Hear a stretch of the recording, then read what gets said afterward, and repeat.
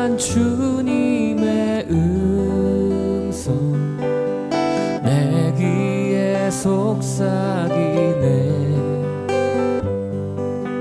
내 마음 문을 두드리니 곧 주님을 영접하라. 피하지 말라. 피하지 말라. 우리가 곁길로 피해도 맘속에 오시리. 심판날 당할 때 주님은 너 맞을 준비해.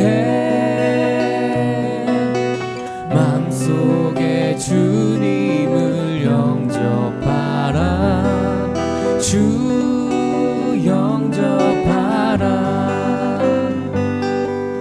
사랑의 주 예수 친히 이 땅에 내려오사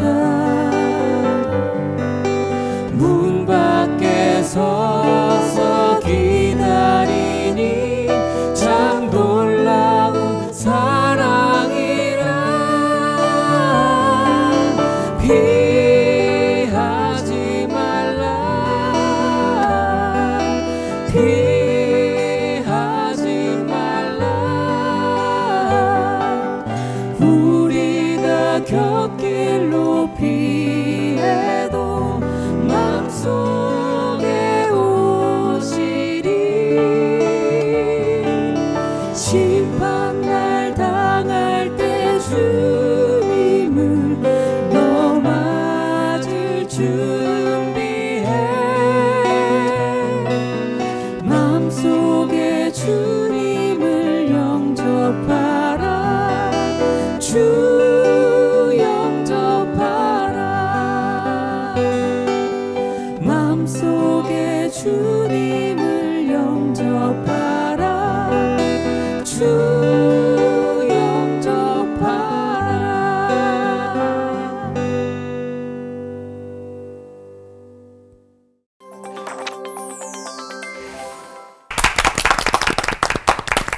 성경 말씀을 읽다 보면 진짜 이 구절은 어떤 뜻인지 하나님께 성경을 기록한 분에게 직접 가서 좀 여쭤보고 싶다. 그런 구절 있으시죠? 있어요. 네. 오늘 올포원에서 골라본 구절도 그런 말씀인데요. 로마서 5장 20절에서 21절 말씀. 율법이 들어온 것은 범죄를 더하게 하려 함이라.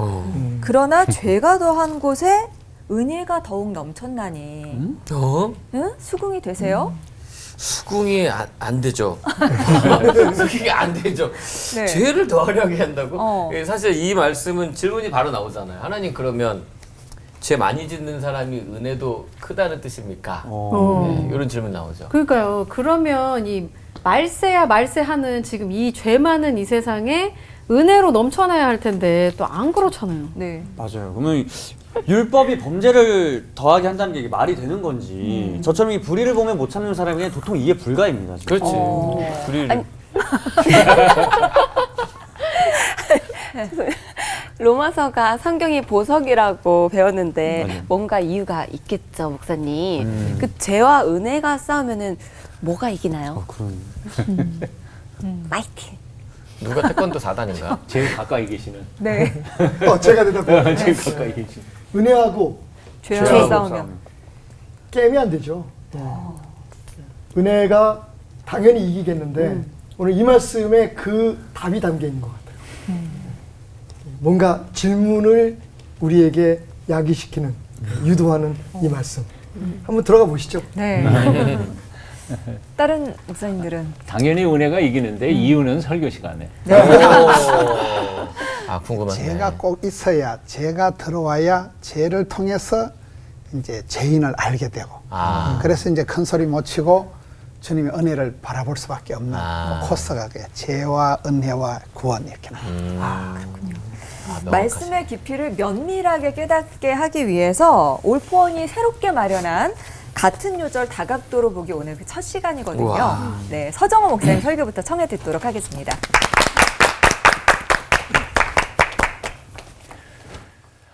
사도 바울이 편지를 보낸 이 로마서, 이 로마서를 받는 로마 교회에는 적어도 두 종류의 그리스도인들이 있었습니다. 그 첫째는 아주 숫자는 작지만 그러나 율법을 조상 때부터 받았고 율법을 행해서 예수 믿었다 할지라도 그것을 실천해야 된다고 생각하는 유대인 그리스도인들, 주이시 크리스찬이라고 하는 사람들이 있었고요. 로마니까 이 성지가 아니고, 그러니까 다수의 이방인 그리스도인들, 그들은 율법을 들어본 적도 없고 받은 적도 없는 오직 예수 그리스도를 믿음으로 말미암아 구원한 받은 감격으로 사는 이방인 그리스도인들, 이렇게 두 그룹으로 있었습니다. 사도 바울이 로마서를 쓴 이유가 바로 이 로마서 후반부에 보면 이 두 그룹이 율법 문제에 대해서 서로 논쟁을 하고 상처를 주고 받기 때문에 이 문제를 조정하기 위해서 쓴 편지가 바로 로마서인 거죠. 그러다 보니까 이 로마서 흘러가는 내용을 쭉 이렇게 짚어보면 대충 오늘의 본문의 뜻이 대충 잡힐 거라고 생각이 들어요. 사도 바울이 맨 처음에 이제 인사를 끝나자마자 로마서 1장 17절에 핵심을 먼저 얘기를 해요. 예. 의인은 믿음으로 말미암아 산다. 이게 로마서의 핵심. 이거 의신치기에 대한 교리이죠. 이 핵심을 딱 선포하자마자 18절부터 1장 마지막 절까지는 율법을 받지 못한, 율법을 모르는 이방인들의 죄를 정죄합니다. 고발해요. 그래서 이방인들은 죄인이다 하고 선포하는 게 로마서 1장 18절부터 마지막 절까지예요. 2장 딱 넘어가면서 그러면 율법을 알고 있는 유대인들은 죄인이 아니냐? 너희는 율법을 안다 그러면서도 율법을 실천하지 않는 너희도 역시 죄인이다. 그게 바로 2장의 내용 줄거리예요. 그리고 3장 넘어가면서 그러므로 어떻게 해요? 몽땅 다 죄인이다. 그래서 의인은 없나니 하나도 없으며, 그게 바로 3장에 들어가면서 결론을 선포해요. 자, 그럼 이제 문제가 생긴 거죠. 그럼 우리는 구원 못 받나? 이방인도 죄인이고 유대인들도 다 죄인이고 율법이 있으나 없으나 다 하나님의 심판 아래에 있다면 우리는 소망이 없는 사람들 아니냐. 그러다가 보니까 그 다음에 이제 로마서 3장 21절에 가면서 이 율법을 행함으로 구원받는 이외에 율법과 다른 하나님께서 만들어 오신 하나님의 의가 있다고 선포하는 거예요. 좀 읽어보면 그래요. 로마서 3장 21절에 이제는 율법 외에 하나님의 한 의가 나타났으니, 하나님이 마련하신 한 의가 있다는 거예요. 근데 그 의가 뭐냐면 22절에 곧 예수 그리스도를 믿음으로 말미암아 모든 믿는 자에게 미치는 하나님의 의다. 하나님의 의가 뭐냐 하면 하나님께서 예비해 놓으신 화목제물로 죽으신 예수 그리스도를 믿으면 그 믿음이 하나님에게 의로 여겨지신다는 거죠. 그게 바로 이제 로마서 3장 21절부터 마지막 절까지 선포된 내용입니다. 로마서 전체에서 굉장히 중요한 본문이죠. 자, 로마서 4장 넘어가면서 그러면 예수님이 오시기 이전에는 율법을 행함으로 구원받은 거냐? 흔히 그러죠. 구약 성경은 행함으로 구원받은 거고 신약 성경은 믿음으로 구원받은 것이라고 생각했는데 사도 바울은 그렇게 얘기하지 않아요. 아니, 구약부터 맨 처음부터 창세기 15장 6절에 있는 말씀처럼 아브라함이 여호와를 믿으니 여호와께서 그 믿음을 의로 여기셨다. 그러니까 믿음의 출발점인 믿음의 조상인 아브라함 자체도 행위로 구원받은 게 아니라 사실은 그의 믿음으로 의롭다함을 받았다는 거예요. 그걸 증명해가면서 결국 4장 끝부분에 아브라함의 믿음을 찬양하고 있어요. 다음과 같이 볼게요. 그가 아브라함이 100세나 되어 자기 몸이 죽은 것 같고 사라의 태가 죽은 것 같음을 알고도 믿음이 약하여지지 아니하고 믿음이 없어 하나님의 약속을 의심하지 않고 믿음이 견고하여져서 오히려 튼튼해졌어요. 하나님께 영광을 돌리며 약속하신 그것을 또한 능히 이루실 줄을 확신하였으니 그러므로 그것이 그에게 의로 여겨졌느니라 하는 말이죠. 그래서 4장 넘어갔잖아요. 5장 탁 넘어가면서 그러므로 해요. 그러므로 우리는 예수 그리스도를 믿는 믿음의 의로 하나님하고 우리는 하나가 됐어요. 화평케 됐어요. 그래서 어떤 시련과 역경 속에서 우리는 영생을 향해 마음껏 달려갈 수 있는 기쁨과 감격을 맛보게 됐어요. 그게 바로 로마서 5장 1절부터 11절까지 내용이죠. 그런데 오늘 본문 얘기 들어가면 12절 이하에는 두 아담이 소개돼요. 첫 번째 아담은 죄를 이 세상에 죄를 지어서 사망을 가져온 아담이고, 두 번째 아담은 하나님의 은혜로 말미암아 그의 순종을 통해서 우리에게 구원을 가져온 아담, 예수 그리스도의 아담이죠. 그러면서 오늘 본문 20절을 설명을 해요. 그러니까 한참 왔죠. 율법이 들어온 것은 범죄를 더하게 하려 함이라 죄가 더한 것에 은혜가 넘친다. 이게 잘못 읽으면 율법의 존재 목적이 마치 죄를 조장하는 것처럼 읽히는데 사실은 그런 뜻은 아니에요. 그래서 이 본문을 뜻을 해석하는데 한 3가지 정도의 해석인데, 첫째는 바로 이런 겁니다. 이런 거죠. 쉽게 얘기하면 잔디밭에 들어오지 마세요. 그럼 들어가고 싶잖아요. 그러니까 율법이 우리에게 금지 사항을 얘기하다가 보면 우리 육체의 죄악의 본능이 발동해가지고 죄를 더 만들어낸다는 그런 뜻으로 첫 번째 해석이에요. 근데 저는 이 해석은 별로 그렇게 좋아하지 않아요. 두 번째 해석은 바로 이겁니다. 영적 성숙의 관점에서 이것을 보는 거죠. 그러니까 무슨 말인고 하니, 아까 목사님 중에 말씀하신 것처럼 율법의 목적이 뭐예요? 죄가 뭔지를 깨닫게 하고, 그래서 죄가 무엇인지를 깨닫고 나니까 전에는 죄인지도 몰랐던 것을 죄를 알게 되는 거죠. 그러다 보니까 내가 죽을 놈이구나 하는 것을 깨닫게 된 거예요. 그러니까 죄가 분량적으로 예전에는 적었는데 지금 많아진 게 아니고 죄를 깊이 깨달으면서 구원에 가까이 다가가게 됐다는 거죠. 그래서 하나님의 은혜가 역사하는 과정이 됐다는 거예요. 세 번째 해석은 이거예요. 인간의 죄가 관영하는 것에 하나님의 사랑과 용서와 은혜도 그보다 더 넘친다는 거죠. 사실은 두 번째와 세 번째 해석, 저는 그게 옳다고 생각해요. 등산을 좋아하는데요, 못 갔지만 골짜기가 깊으면 산이 높음을 깨닫는다, 그런 말이 있어요. 우리 자신이 죄를 깊이 자각하고 깨닫는 만큼 하나님의 은혜가 얼마나 크고 높은지를 깨닫게 된다는 거죠. 이런 점에서 유대인들처럼 율법을 아는 거 자랑할 필요가 없어요. 아는 지식이 우리를 구원하지 못하고 의로워지는 게 아니니까. 오히려 거꾸로 율법을 통해서 내가 얼마나 추악한 죄인인지를 깨달아갈수록 하나님이 우리를 얼마나 사랑하시는지를, 은혜를 깨닫게 된다는 거죠. 죄를 발견하고 깨달아갈 때 우리는 더욱 하나님의 은혜의 품속에 안기게 될 줄로 믿습니다. 아멘. 은혜가 함께 하시기를 아멘. 기도하겠습니다. 아멘.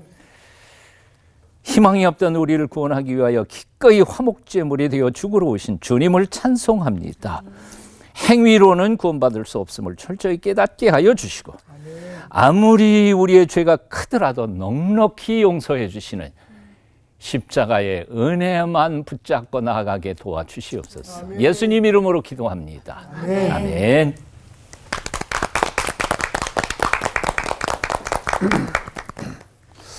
율법이 와서 율법의 역할은 뭐냐? 율법은 몽학선생이다.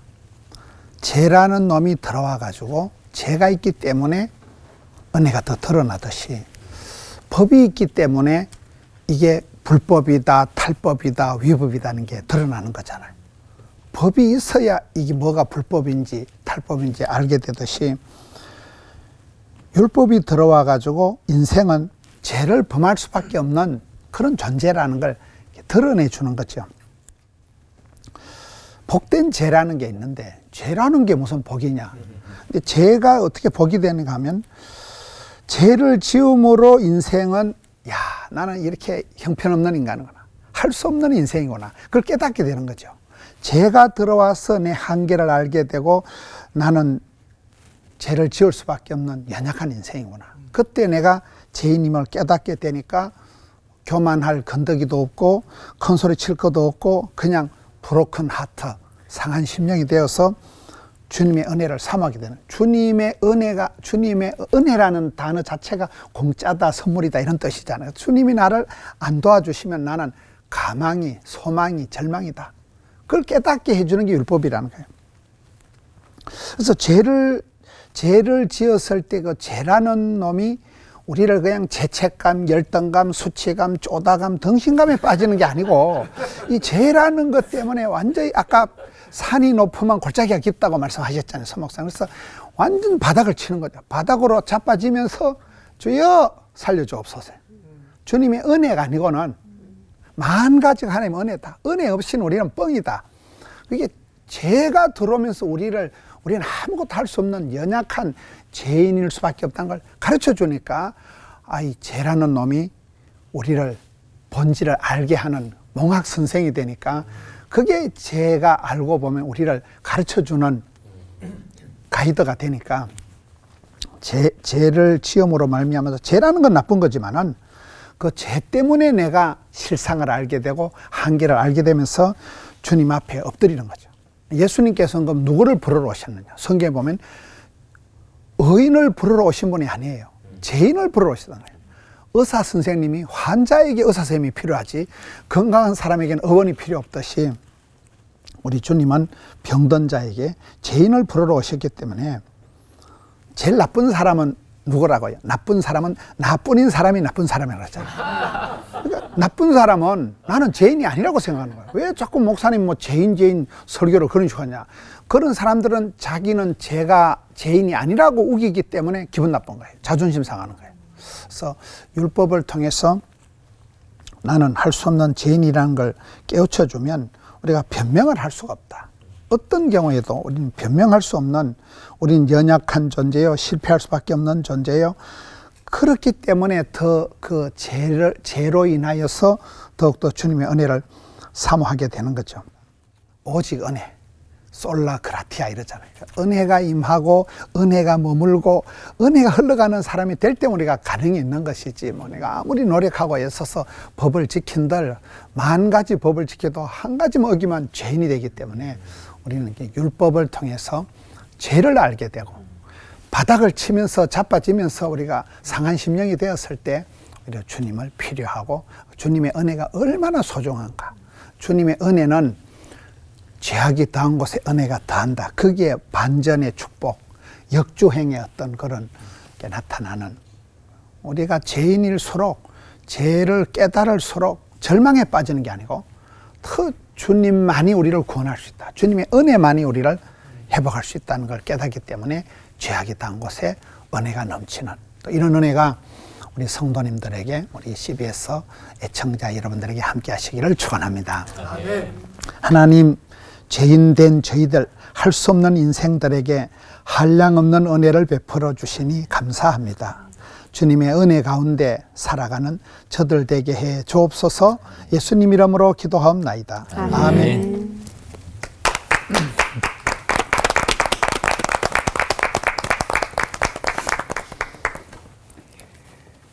예, 여러분 부자 되는 비결 혹시 아세요? 아니요. 예, 오늘 말씀을 잘 들으시면 바로 반응이 오시는데 한번 따라해 볼까요? 지출보다 수입이 많으면 부자가 된다. 너무 뻔한 얘기잖아요, 그죠? 혹시 여러분 읽어보셨는지 모르겠습니다만 그 로버트 기요사키라고 하시는 분이 쓰신 부자 아빠, 가난한 아빠라는 책이 있습니다. 거기에 이런 부제가 달려 있어요. 부자들이 들려주는 돈과 투자의 비밀. 이렇게 얘기하죠. 부자가 되려면 부채 대신에 자산을 늘려라. 지출보다 수입이 많으면 부자가 된다. 뭔 말이래 도대체. 사실은 엄청나게 많이 팔렸는데 그 책이 팔린 만큼 부자가 생겼느냐? 그건 아닌 거죠. 자, 조금은 세속적인 것 같지만 저는요, 이 단순한 진리, 쓰는 것보다 모으는 게 많으면, 나가는 것보다 들어온 게 많으면 부자가 된다는 이 단순한 진리가 사실은 오늘 이 말씀, 로마서 5장 20절과 21절 말씀을 우리 삶에 적용할 수 있는 귀한 영적 깨달음을 준다라고 생각합니다. 자, 오늘 말씀에 보면 20절의 후반절에 이런 말씀 있죠. 그러나 죄가 더한 곳에 은혜가 더욱 넘쳤나니. 여러분, 무슨 말이에요? 우리가 지금 살아있을 수 있는 것, 하나님의 사람으로 풍성함을 누릴 수 있는 비결이 뭐냐 하면 죄라고 하는 지출보다, 소비보다, 우리의 삶을, 우리의 영혼을 흘려보내는, 낭비하게 하는 그 죄보다 하나님께서 우리에게 부어주신 은혜가 넘쳐나기 때문에 우리가 지금 여기 살아 있을 수 있다는 겁니다. 하나님의 자녀로 말이죠. 항상 풍성히 흘러넘치는 은혜, 그 은혜가 더 많으니까 우리가 죄에서부터 자유함을 얻어서 지금도 하나님의 사람으로 살아갈 수 있다는 거죠. 하나님의 은혜는 언제든지 넘쳐난다고 성경은 말하고 있어요. 우리가 아주 좋아하는 말씀이죠. 시편 23편 5절. 주께서 내 원수의 목전에서 내게 상을 차려주시고 기름을 내 머리에 부으셨으니 내 잔이 넘치나이다. 내 잔이 넘치나이다. 그 잔에, 물론 빈 잔에 하나님께서 하나님의 사랑, 은혜를 부어서 넘치게 한다는 뜻도 있을 수 있겠지만 저는 이렇게 생각해 봐요. 그 잔 안에 무엇이 들어있었을까?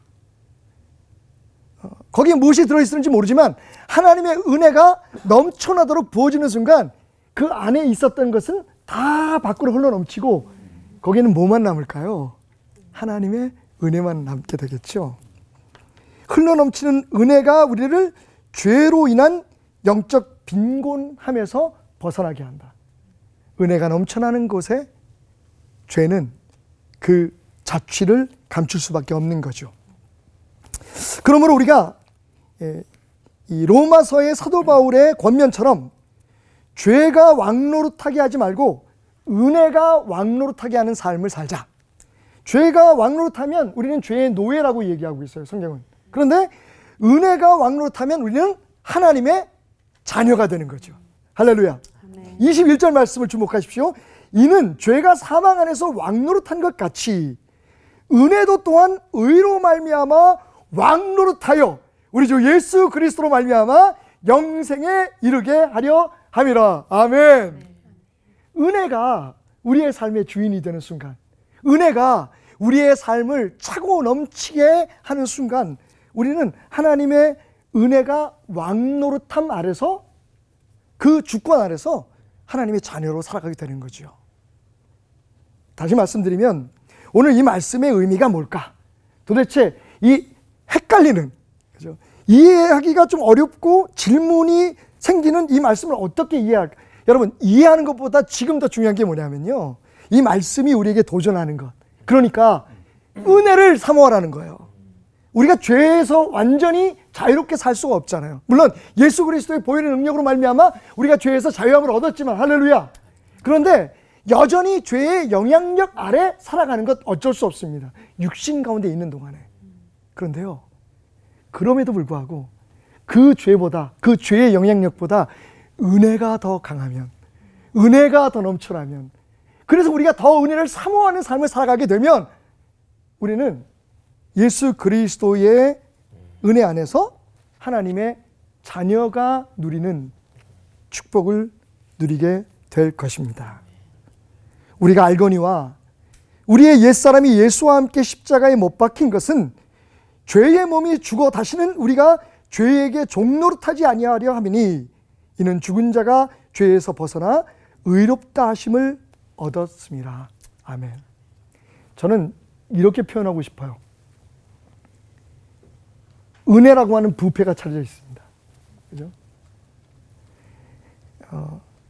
많이 먹는 사람은 이미 충분히 차려진 그 부패에서 자기가 먹고 싶은 만큼의 양을 채우겠죠.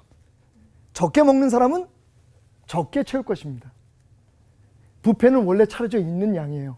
하나님의 은혜는 항상 차고 넘치게 우리 곁에 있습니다. 그 은혜를 얼마나 우리가 사모하고 얼마나 채우느냐. 말씀을 마치면서 정말 우리가 항상 은혜롭게 불렀던 이 찬송 가사가 생각납니다. 하늘을 두루마리 삼고 바다를 먹물 삼아도 한없는 하나님의 사랑 다 기록할 수 없겠네. 죄에 대해서 집중하지 마시고 죄에 대해서 염려하지 마시고 그 죄를 깨끗하게 밀어내고 씻어 버릴 수 있는 은혜를 더욱더욱 사모하는, 그 넘쳐나는 은혜를 더욱더 사모하는 여러분이 되시기를 주님의 이름으로 축원합니다. 아멘. 주님 감사합니다. 찬송하게 하시니, 고백하게 하시니, 오늘도 저는 죄에 대한 염려와 죄에 대한 그 감각 때문에, 죄책감 때문에 힘들어하기보다 그 모든 죄보다 더 큰 하나님의 은혜, 더욱더 넘쳐나는 은혜를 사모하며 살아가기 원합니다. 오늘 우리와 함께한 모든 시청자들과 또 모든 형제 자매들이 그 은혜 속에 잠겨 살게 하소서. 예수님의 이름으로 기도드렸습니다. 아멘. 아멘.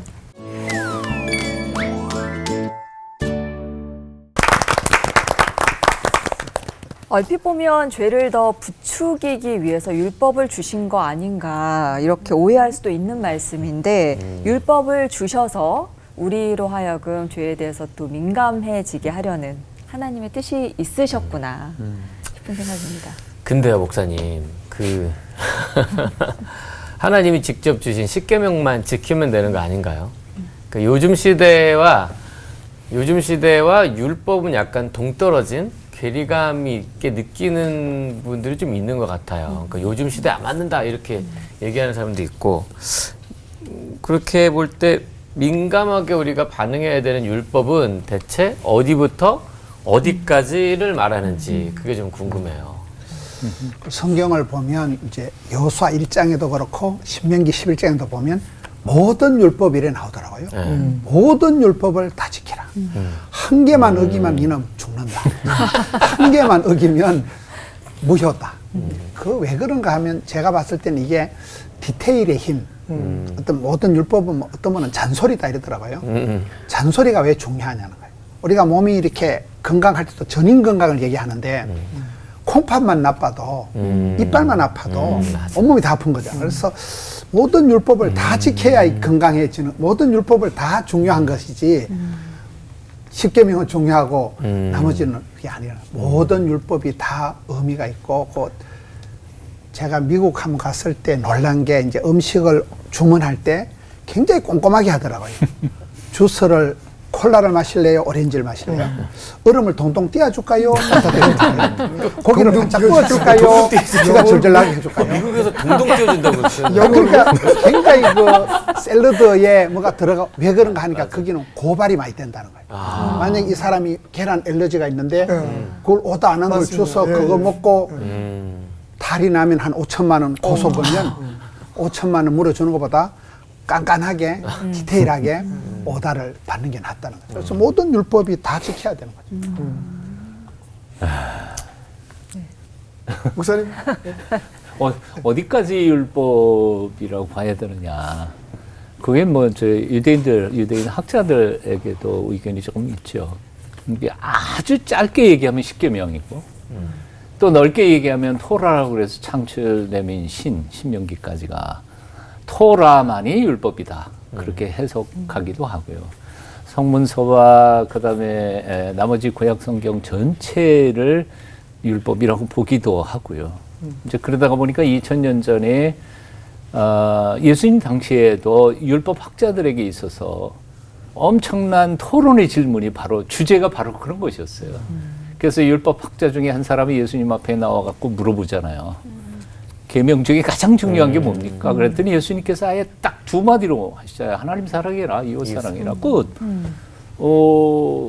10계명도 사실은 그 2개의 계명의 10개의 확장이니까. 저는 이렇게 생각해 봐요. 사실은 법을 가장 잘 판단하는 재판관, 지혜로운 재판관이란 누굴까? 법 조문 하나하나에 매이는 사람이 아니라 법의 정신을 이해하는 사람. 즉 다시 말해서 율법을 주신 하나님 아버지의 마음을 아는 사람이 그 율법을 가장 잘 지키는 사람이지 법 조문 하나하나 우리는 잘 모르잖아요. 그거 다 기억도 못하고. 그러니까 하나님 아버지의 법을 주신 하나님의 아버지의 마음을 매 순간 생각하면서 그 아버지 마음을 섭섭히 해드리지 않고 살아가는 것이 가장 지혜로운 율법을 준수하는 것이 아닐까 그런 생각이 듭니다. 지금 목사님 말씀에 좀 이어서 법을 우리에게 주신 하나님 아버지의 마음, 율법 자체를 지키려고 하면 짐이 되잖아요. 그런데 그 율법이 왜 우리에게 주어졌는지를 알고 지키려고 하면 오히려 그 율법 지키는 것이 쉬워질 수 있습니다. 자, 그러면 왜 하나님께서 우리에게 그 많은 율법을 주셨을까? 하나죠. 결국 하나님의 거룩하심을 깨닫고 우리는 그 하나님의 거룩함에 미칠 수 없는 죄인이라는 것을 알고 결국 나가서 하나님이 하나님 되심을 우리의 삶에서 잊지 말고 그것을 살아내라고 하는, 그러니까 사실 율법은 그 자체를 지키고 안 지키느냐의 그 목적 자체가 있는 건 아니라고 생각해요. 그것을 만약에 뜻을 모르고 지키면 율법주의가 되는 거죠. 그걸 지키기만 하면 된다고 생각하는 거죠. 그래서 율법을 몽학선생이라고 하는 거예요. 율법 자체가 우리를 구원하지 못해요. 우리를 성장시키지 못해요. 율법은 단지 하나님이 하나님됨을 알지어다, 하나님을 하나님으로 믿을지어다 라고 하는 것을 우리에게 알려주는 목적이 있다. 그래서 어떤 법을 지켜야 할까? 어떤 법을 지키든 그 의미를 서 목사님 말씀하시고 김 목사님 말씀하신 것처럼 그 원래의 목적을 알고 지키면 어떤 법이든 그게 은혜로울 수 있다 라고 말씀드리고 싶습니다. 얘기를 듣고 보니까 하나님께서 그러면 은혜를 좀 이렇게 강조하시면 되는데 왜 죄를 역설하셨을까라는 생각이 들면서 제 주변에도 교회에 처음 갔는데 자꾸 목사님이 죄인이다 죄인이라는 말씀 때문에 아 내가 뭐 이렇게 죄를 져서 죄인이라 그러냐 반발심이 올라온다는 분이 계셨거든요. 근데 이렇게 얘기하다 보니까 정말 죄인인 것을 깨닫지 못하는 우리가 정말 문제구나라는 생각도 들긴 하네요. 네. 저희도 그것이 궁금해서 준비했습니다. 죄와 은혜의 찐 관계를 알기 위해 드리는 질문 타임! 저는 죄인입니다. 그래서 이 두 말씀을 좀 주목해 주시면 감사하겠습니다. 죄가 더한 곳에 은혜가 더욱 넘쳤나니 로마서 5장 20절 말씀이고요. 은혜가 더하게 하려고 죄에 거하겠느냐 로마서 6장 1절 말씀입니다. 마치 죄의 크기에 따라 은혜의 크기도 달라진다는 의미로 저에게 좀 들리거든요. 그래서 죄가 크면 은혜도 크다는 게 이게 정말 말이 되는 건지. 그래서 박태남 목사님, 은혜가 커서 왕 노릇하는 게 은혜가 커서 왕 노릇하게 하는 삶이 가능하다면 그건 대체 어떤 삶인지 좀 알려주실 수 있을까요? 아까 질문하신 것처럼 마치 죄에 맞춰서 은혜의 양이 조절되는 것처럼 느껴지잖아요. 그런데 사실 가만히 생각해 보면 이게 뭐 닭이 먼저인가 알이 먼저인가라는 질문 같을 수가 있는데 하나님의 은혜가 먼저였을까요? 아니면 인간의 죄악이 먼저였을까요? 그죠? 하나님의 은혜가 먼저였겠죠. 하나님의 은혜가 있었는데 우리가 그 하나님의 은혜를 거절한 거죠. 거부한 거잖아요. 그러니까 사실은 이 말씀 자체를 잘못 이해하면 우리가 지금 이해하는 것처럼 쉽게 이해하는 것처럼 죄의 양에 따라서 은혜가 더해진다. 그러니까 은혜를 더 많이 받으려면 죄를 더 많이 져야 되는 게 아니라고 생각될 텐데 은혜는 반대인 거죠. 은혜는 이미 있는 거죠. 그렇지. 은혜는 이미 있는 거죠. 죄를 만약에 그릇이라고 치면, 그래서 제가 아까 설교할 때에 뷔페에다가 설명을 드렸잖아요. 그 뷔페에 차려진 음식의 양은 변하지 않아요. 그것을 내가 먹는 사람의 그 양에 따라서 달라지는 거죠. 우리 손녀가 저한테 그러더라고요. 바로 어제 저녁인데 망고를 맛있게 먹고 있었어요. 우리 손녀 아이가 망고를 좋아해가지고 망고를 먹고 있었는데 먹다가 좀 화가 났나 봐요. 저한테 그래요. 할아버지 왜 이렇게 많이 먹어? 그래서 제가 뭐라 그럴게요? 하나 아꼈네. 화가 나죠. 그래서 제가 그랬어요. 할아버지가 크니까. 할아버지는 배가 크니까. 그때 그래서 수긍을 하더라고요. 그러니까 은혜는 넘쳐나는 거예요, 말 그대로. 있어요. 하나님의 은혜는 처음부터 있어요. 그런데 죄 지은 사람에 따라서 그 죄의 양에 따라서 그 죄를 소멸시키고 다시 하나님의 사람으로 살아갈 수 있게 하는 그 은혜가 그 죄에 맞게 역사하는. 그러니까 사실은 은혜가 거기 있는 거죠. 그러니까 우리는 그 이미 넘쳐나는 은혜, 아무리 퍼부어도 마르지 않는 그 은혜를 사모하는 것. 그게 사실은 이 율법, 은혜, 구원, 죄 이런 것에 대한 가장 핵심적인 진리가 아닐까라는 생각을 해봅니다. 이해가 좀 가시나요? 네, 일단 부패를 먼저 한번 가보겠습니다. 한편으로는요, 김은은 목사님, 이런 생각이 들거든요. 죄를 지을 때마다 좀 자괴감이 든다. 우리가 아담이 원죄가 유전돼서 태어난 죄인이니까 애초에 우린 구제불능 아닌가? 율법에 민감하다고 해서 이 은혜 회복이 될까? 이런 생각이 드는데 혹시 성경에 그런 인물이 있을까요? 오늘 이제 죄와 율법, 어떤 그 은혜와 죄 쭉 관계를 알아보고 있잖아요. 근데 이제 사람이 너희 나쁜 놈, 죄인이라면 다 기분 나빠. 왜냐하면 자기는 죄인이 아니라고 생각해요. 이렇게 율법과 은혜의 관계라는 게 사람이 가만히 두면 은혜가 은혜인 줄을 몰라요. 공짜인 줄도 모르고 이게 좋은 것도 모르기 때문에 죄라는 놈이 들어와서 나는 죄를 지을 수밖에 없는, 아까 우리가 율법 조항이 어디까지냐 할 때 수많은 율법이 많은 것은 한마디로 못 지킨다는 거예요. 율법으로는 구원받을 수가 절대로 없다는 거예요. 율법은 뭐 많든 적든 누구라도 법을 지켜가지고 구원받을 인생은 없다는 걸 강조하는 거거든요. 그래서 죄가 왜 들어오냐, 죄가 더한 곳에 뭐 때문에 은혜가 더하냐 하는 것은 베드로를 봅시다. 베드로가 아주 허풍쟁이고 큰소리 뻥뻥 치고 이래 하는데 예수님 말씀을 듣고 깊은 데로 가라 해서 가서 기적을 일으키고 난 뒤에 베드로가 딱 한 말이 무릎 딱 꿇고, 주님, 저는 죄인입니다. 저를 떠나세요. 주님, 저하고 거래해가지고 좋은 일 없을 겁니다. 저는 인생에 도움이 안 됩니다. 자기를 깨달은 거죠. 나는 아무 도움이 안 되는 백해무익한 인간이라는 걸 깨달으면서 무릎을 탁 꿇었을 때 이제 그때부터 제자가 되는 거거든요. 가룟유다 같은 경우는 끝까지 지 잘났다 하고 지 방법으로 끝까지 해결하려고 하다가 그런 회개하지도 못하고 은혜의 세계에 근접도 못하고 끝난 건데, 베드로는 3번 이러잖아요.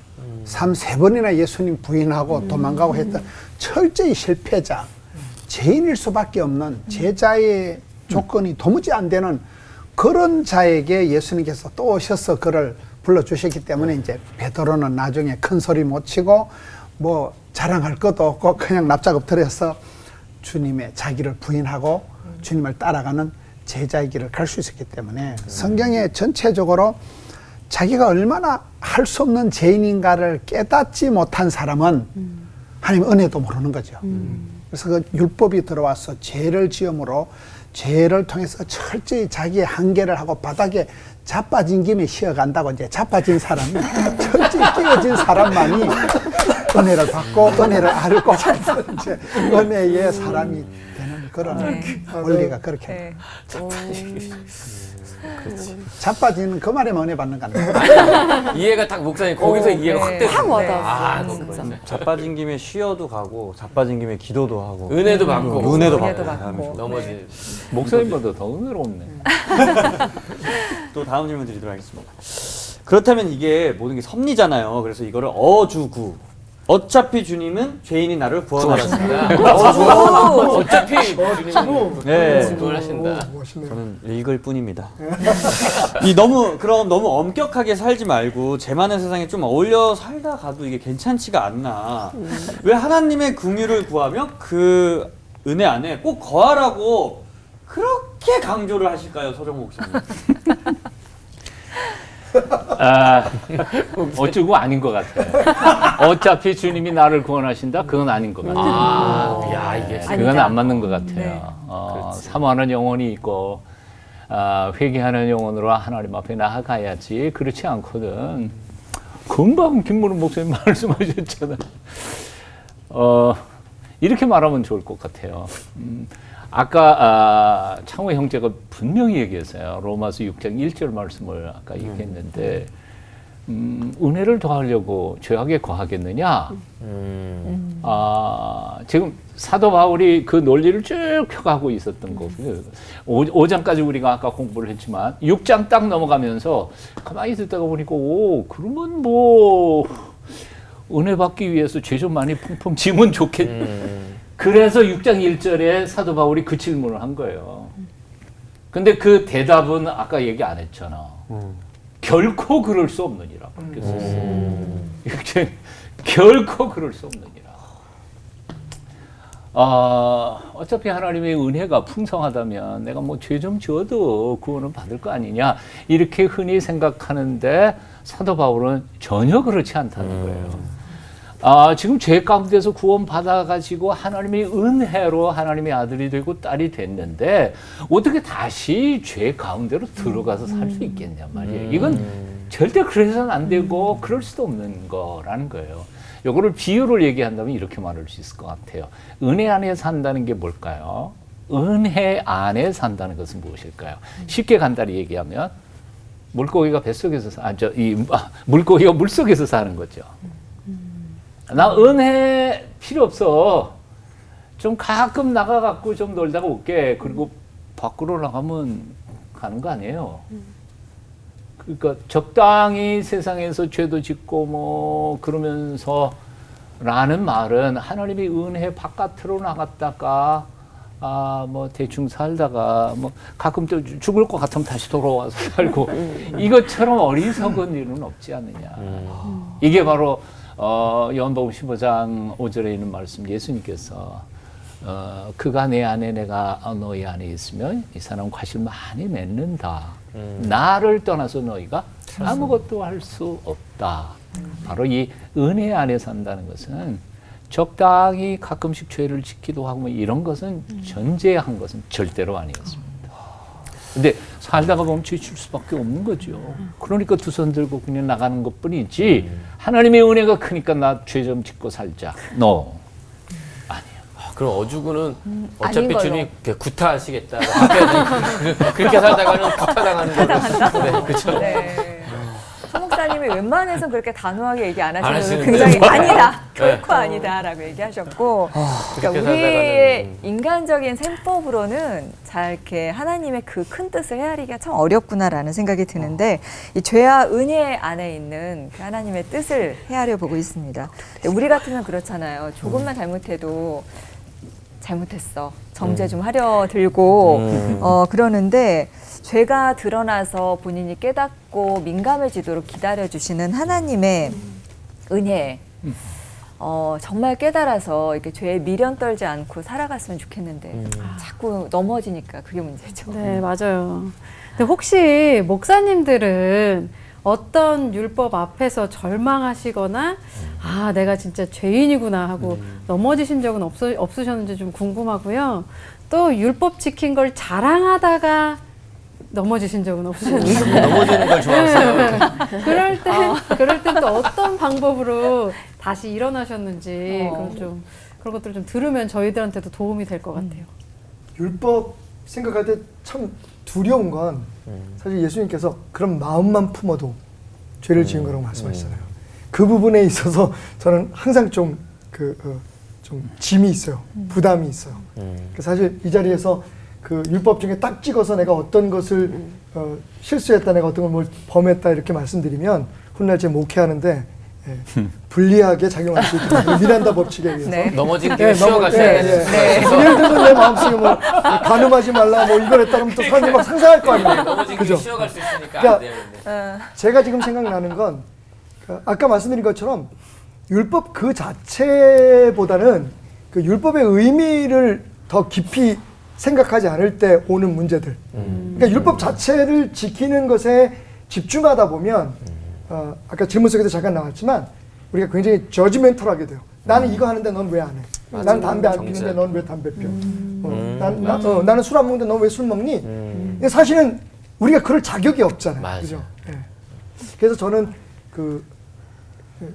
말씀 가운데 나왔지만 약간 그런 저지멘털한 게 있었어요. 나는 이렇게 하고 있는데 난 새벽 예배 나오는데 왜 넌 안 나와?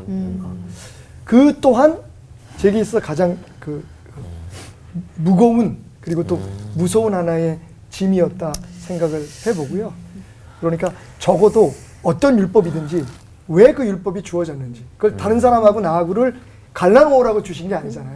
나는 잘 지키고 있고 넌 안 하니까 넌 나쁜 놈이고 나는 좋은 사람이라고, 나는 나쁜 놈이고 나는 좋은 사람이라고 공격하는, 그렇게 얘기하라는 게 아니라 결국은 하나님 앞에서 내가 누구인지 그걸 보라고 하는 거니까 그 부분에 있어서는 저도 약간 실수가 있었고 지금도 가끔은 실수하고 있는 부분이 아닐까 생각이 듭니다.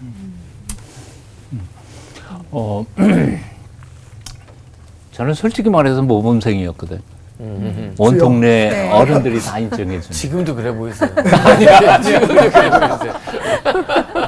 근데 예수님을 믿고 학교 선생하면서 아주 충격적인 사건 하나를 뭐 지금 얘기할 수는 없고 겪으면서, 그러니까 나의 의에 취해서 학생들을 그냥 호되게 훈련을 시키고 내 뜻대로 안 되는 친구들은 체벌을 막 가하기도 하고, 그러다가 어느 순간에 나 자신 속에 숨어 있는 추악한 모습들을 발견하게 된 거죠. 성령께서 깨닫게 해주신 거예요. 그리고 그날 밤 내 고향 교회에서 밤을 새우면서, 집으로 가지도 않고 책가방 들고 그냥 밤을 새우면서 그날 밤에 성령께서 내 마음속 깊은 곳에 내 어렸을 때 2살인가 3살 때 기억이 있는 그때부터 그 순간까지, 학교 선생하는 순간까지의 과거를 쫙 돌려보내주시면서 나의 죄된 모습을 고발을 하시는데, 그날 밤에 난 그냥 항복해 하고 말았죠. 하나님 앞에 내가 죄인인 거 이제 인정하겠습니다. 나도 뭐 죄인 아닌 게 아니고 세상 만민들의 죄 때문에 예수님이 죽으신 거지, 나 혼자의 죄 때문에 예수님 죽었다고 내가 생각해 본 적도 없었으니까. 그런데 그날 밤에 내가 고백한 거는 저 한 사람 때문에 당신이 죽었음을 제가 인정하겠습니다. 그리고 항복했어요. 근데 그 후로 나는 경건하게 살았냐? 그렇지 않아요. 결국은 요즘도 마음속에 늘 하나님 앞에 죄송하고 미안하고, 그냥 결론을 이렇게 내봤으면 좋겠습니다. 오늘 로마서 주제니까, 저희 은사였던 리처드 포스터 교수님이 이 영성 훈련의 길 혹은 은총의 길을 이렇게 아주 가늘은 칼날 같은 길로 걸어가는데, 한쪽에는 율법주의, 한쪽에는 무법주의, 그 사이를 칼날 위로 걸어가는 게 바로 은혜와 은총의 신앙의 걸음이라고 표현했어요. 그러니까 이 걷는데 아차하면 유대인들의 그 율법주의에 빠져버려요. 그리고 정죄의 나물. 근데 아차하면 무법주의에 빠져서 아까 얘기했던 것처럼 하나님의 은혜가 있는데 웬만큼 좀 죄를 져도 하나님이 용서해 주시겠지. 또 그건 아니라는 거예요. 그러니까 그 아슬아슬한 그 걸음을 끝까지 하나님의 은총으로만 걸어갈 수 있는, 성령의 능력으로만 걸어갈 수 있는 그 길이 우리의 신앙의 길이라고 표현을 했어요. 아슬아슬하지만 하나님 손잡고 가면 불가능한 건 아니니까. 우리 보원 가족분들도 용기를 내보시기 바라고요. 우리의 연약함을 다 아시면서도 선택을 하시고, 또 죄짓고 넘어져도 사랑하되 끝까지 사랑하시는 하나님의 사랑을 또 오늘 깨닫게 되는 시간인 것 같습니다. 하나님 때문에 우리는 죄 가운데에서도 사랑할 용기를 낼 수 있는 것 같은데요. 자, 오늘 받은 은혜 한마디씩 정리하면서 마치도록 하겠습니다. 죄가 더한 곳에 은혜가 넘친다는 말은 나에게, 우리에게 한마디로 네모다. 서 목사님부터. 등산이다. 골짜기 깊어질수록 산 높이 올라가니까 높은 멋진 세계가 있음을 발견하니까 내 죄성을 깊이 깨달을수록 하나님은 신비한 영적인 세계를 눈앞에 보여줄 때가 많다는 생각이 듭니다. 등산. 네. 가장 은혜롭게 사는 것은 법대로 사는 거다. 그런 말이 있어요. 가장 은혜로운 건 법대로 하는 거다. 왜냐하면 우리가 은혜에 일하면 막 법 없이 막 되는 것 같이 생각하지만은 율법에 갈 때마다 나는 하나님의 은혜가 아니건 뻥이다. 그래서 율법의 거울 앞에, 말씀의 거울 앞에 설 때마다 나는 막 흉악한 죄인일 수밖에 없고 가망이 1도 없는 죄인이기 때문에 더 하나님의 은혜가 고맙고 은혜가 감격되고 은혜만이 나를 살릴 수 있기 때문에 가장 은혜로운 것은 법대로 말씀대로 살아가려고 몸부림치는 것 가운데서 하나님의 은혜를 절실하게 느끼게 되는 거죠. 죄가 더한 곳에 은혜가 넘친다는 참 다행이다. 참 다행이다. 이 말씀이 있어서 참 다행이다. 자, 우리 올포원 가족분들은 어떤 은혜를 받으셨는지 오늘 어떻게 마주씨부터 갈까요? 예. 제가 더한 것에 은혜가 넘친다는 한마디로 제자리 높이 뛰기다. 높이 뛰려면은 무릎을 굽히잖아요. 일단 낮은 자세로 임하게 되는데 내 죄를 알면은 그 순간은 내가 좀 움츠러들게 되지만 회개를 하면은 좀 더 크게 하나님께 은혜를 받아서 더 가까이 갈 수 있지 않을까. 높이 뛸 수 있지 않을까. 신나는 정이네요. 네. 하나님께 빨리 가까이 가실 수 있기를 진심으로 축복하겠습니다. 은혜가 필요해요, 저 사람은. 네. 기도해 주세요. 네. 제가 더한 곳에 은혜가 넘친다는 한마디로 일병장수다. 네, 옛날에 무병장수라 그랬는데 요즘은 병이 하나 있어야 병원 가서 검사도 하면서 찾을 수 있는 장수예요. 지금까지 최고였어. 이야, 네. 일병. 안경 자국이 너무 났다고. 아 그래요? 와 진짜 최고였다. 와. 네. 자, 웃음 때문에. 네, 저는 내가 재벌이었다. 재벌이었다. 오. 은혜 은혜가 재벌. 넘쳐나. 다들 좋다. 네. 저 진짜 마지막으로 하니까 제일 어렵네. 다 학원 다니나 봐, 지금. 나 어렵네. 네. 아 그냥 저는 뭐 없는데. 제가 더한 곳에 은혜가 넘친다는 나에게 우리에게 한마디로 내가 죄인임을 알게 하는 말씀이다. 나는 죄인이다. 네, 오늘 끝인사는 항상 율법 앞에서 기쁘게 살아가는 주님의 제자들답게 외치면서 마칠까요? 네. 네. 나 민감한 사람이에요. 어디에? 죄예요. 그렇게 은혜 안에 하나 되는 시간. 올포.